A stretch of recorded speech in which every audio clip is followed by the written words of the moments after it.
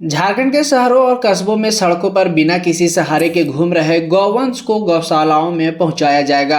इसके लिए झारखंड गौ सेवा आयोग विशेष मुहिम की शुरुआत कर रही है, जिसे अधिक तेजी से चलाने के निर्देश आयोग के सदस्य पशुपालन के अधिकारियों को दिए जा चुके हैं। इस खास मकसद को लेकर बुधवार को रांची के पशुपालन भवन में वेबसाइट की लॉन्चिंग की गई। इस वेबसाइट के माध्यम से हर व्यक्ति सड़कों पर बेसहारा रहे गौवंश गौशाला में पहुँचाया जाएगा।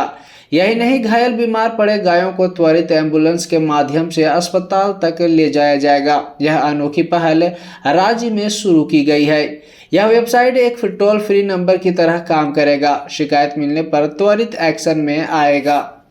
देखिए, जैसा हमने आपको बता दिया, कोई भी संस्था का पहचान होता है अपना वेबसाइट, नंबर 1। नंबर 2, सब संस्था जनता के लिए काम करता है, तो जनता को जानने का हक है कोई भी संस्था में क्या फंड मिलता है, कौन पदाधिकारी है, क्या एक्टिविटी है, क्या उसका आउटकम है।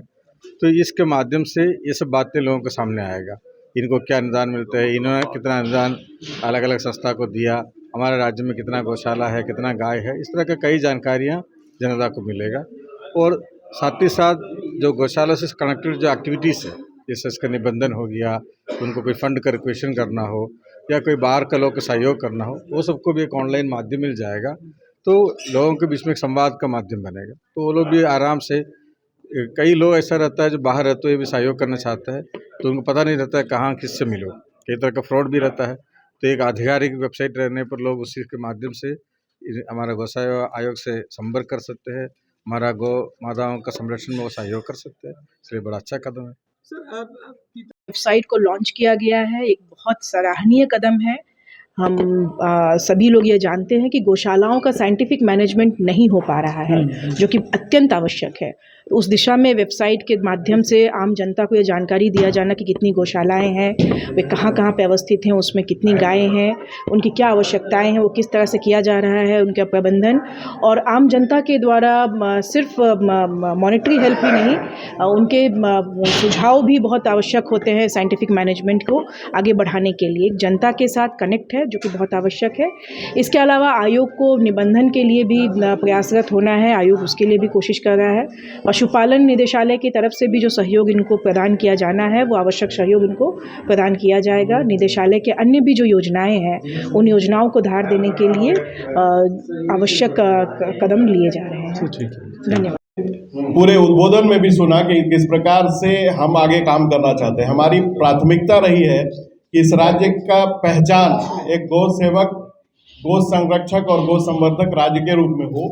तो निश्चित रूप से हम कौन से क्रियाकलाप आयोग के जरिए चला रहे हैं, इसकी जानकारी आज के इस डिजिटल युग में समाज के बीच में भी रहना चाहिए। और झारखंड से संबद्ध कोई भी व्यक्ति विश्व के किसी भी कोने में उपस्थित रहे, एक माउस क्लिक के जरिए वो ये जान सकता है कि झारखंड राज्य के अंदर कितनी गौशालाएं निबंधित हैं, उस गौशाला की स्थिति क्या है, वहाँ कितने गोवंश हैं और बाकी चीज़ें वहाँ कौन कौन सी गतिविधियाँ चलाई जा रही हैं। और मैंने कहा कि हम एक महती योजना भी लेकर के आ रहे हैं, जिस वेबसाइट के जरिए, पेमेंट गेटवे के जरिए हम लोगों को गौ सेवक के रूप में इस कार्यक्रम से जोड़ने का काम करेंगे। एक माउस क्लिक के जरिए आज फ्लैट के इस युग में लोग गौ पालक नहीं बन सकते हैं, लेकिन गौ सेवक बनने की इच्छा सबों के दिल में रहती है।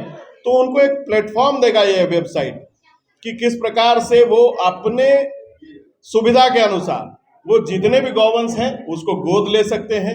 उसकी जो राशि रहती है उसका ट्रांसफ़र सीधे सीधे गौशाला के अकाउंट में हो सके और उसकी पूरी अकाउंटेबिलिटी गौशाला के अकाउंट में हो और गौ सेवा आयोग उसकी प्रॉपर मॉनिटरिंग करे।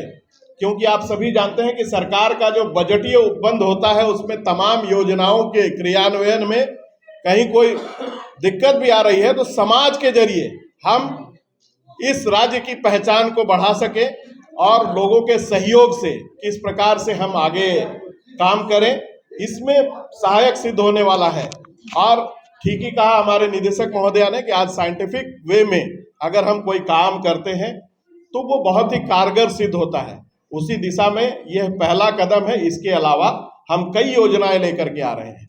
हम रोजगार सृजन के दृष्टिकोण से भी यहाँ के किसान परिवार की महिलाएं हों या अन्य जो हमारी महिला बहनें हैं उनका एक ट्रेनिंग प्रोग्राम भी चलाने वाले हैं, जिससे गोबर निर्मित वस्तुओं का उत्पादन उनके जरिए हो और उसको बाजार मुहैया करा करके उनके आय में वृद्धि किया जा सके, ताकि हमारे राज्य में सुख समृद्धि आए और हमारा एक एक परिवार वो आगे उन्नति की दिशा में बढ़े। इसी ध्येय को लेकर के हम लोग आगे चल रहे हैं। जी, इस वेबसाइट पर सिर्फ इंफॉर्मेशन सूचनाएं मिलेंगी या इस पर जन शिकायतें भी हो सकती है, जैसे रोड में सड़कों में जो गाय दिखती है इसकी सूचनाएं, इस तरह की जो शिकायतें? निश्चित रूप से आपने बिल्कुल वाजिब सवाल उठाया है।